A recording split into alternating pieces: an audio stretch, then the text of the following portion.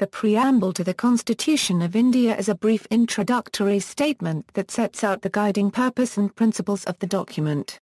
The preamble page, along with other pages of the original Constitution of India, was designed and decorated solely by renowned painter Beohar Rammanohar Sinha of Jabalpur, who was at Shantiniketan with acharya Nandalal Bose at that time. Nandalal Bose endorsed Beohar Rammanohar Sinha's artwork without any alteration whatsoever. As such, the page bears Beohar Rammanohar Sinha's short signature Ram in Devanagari lower right corner. That the preamble is not an integral part of the Indian Constitution was declared by the Supreme Court of India in BeruBari case, therefore it is not enforceable in a court of law. However, Supreme Court of India has, in the Kesavananda case, overruled earlier decisions and recognized that the preamble may be used to interpret ambiguous areas of the Constitution where differing interpretations present themselves. In the 1995 case of Union Government versus LIC of India also, the Supreme Court has once again held that preamble is the integral part of the Constitution.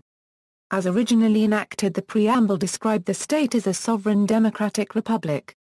In 1976 the 42nd Amendment changed this to read Sovereign Socialist Secular Democratic Republic.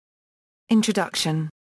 These are the opening words of the preamble to the Indian Constitution, meaning, enacting formula, the enacting words, we, the people of India, in our Constituent Assembly, do hereby adopt, enact and give to ourselves this Constitution, signify the democratic principle that power is ultimately rested in the hands of the people.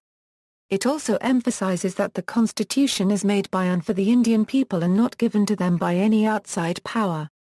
The phrase "we the people" emphasizes the concept of popular sovereignty as laid down by J. Rousseau. All the power emanates from the people and the political system will be accountable and responsible to the people. Sovereign. The word sovereign means supreme or independence. India is internally and externally sovereign, externally free from the control of any foreign power, and internally, it has a free government which is directly elected by the people and makes laws that govern the people. She allies in peace and war. The popular sovereignty is also one of the basic structure of Constitution of India. Hence, citizens of India also enjoy sovereign power to elect their representatives in elections held for Parliament, state legislature and local bodies as well. People have supreme right to make decisions on internal as well as external matters. No external power can dictate the government of India.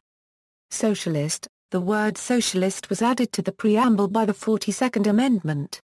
It implies social and economic equality. Social equality in this context means the absence of discrimination on the grounds only of caste, color, creed, sex, religion, or language. Under social equality, everyone has equal status and opportunities.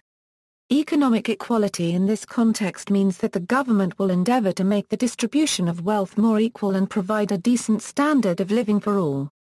This is in effect emphasized a commitment towards the formation of a welfare state. India has adopted a socialistic and mixed economy, and the government has framed many laws to achieve the aim.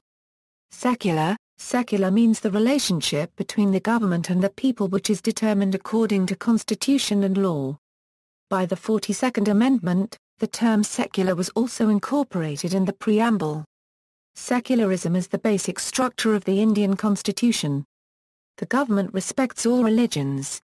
It does not uplift or degrade any particular religion. There is no such thing as a state religion for India. Positively, Indian secularism guarantees equal freedom to all religion. It stands for the right to freedom of religion for all citizens.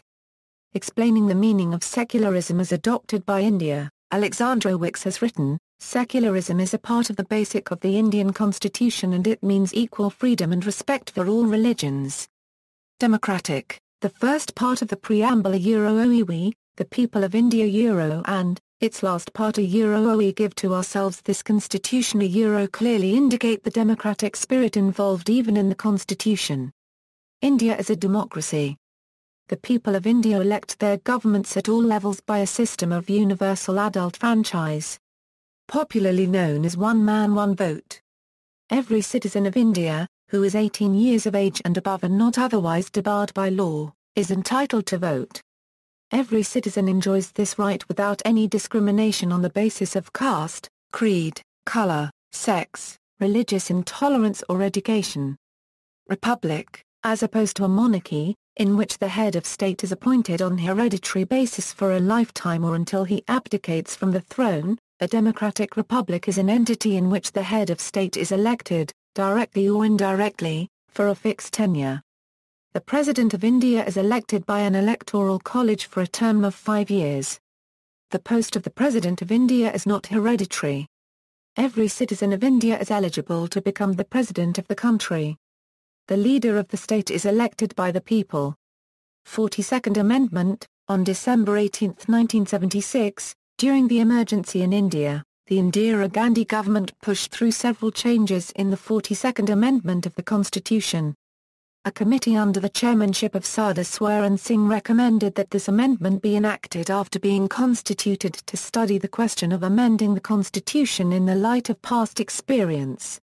Through this amendment the words socialist and secular were added between the words sovereign and democratic, and the words unity of the nation were changed to unity and integrity of the nation. The idea for the addition of socialist was prompted by Indira Gandhi, as an ode to India's growing relationship with the erstwhile USSR. References: ABC The Constitution Act, 1976. Government of India. Retrieved December 1, 2010. 61st Amendment A.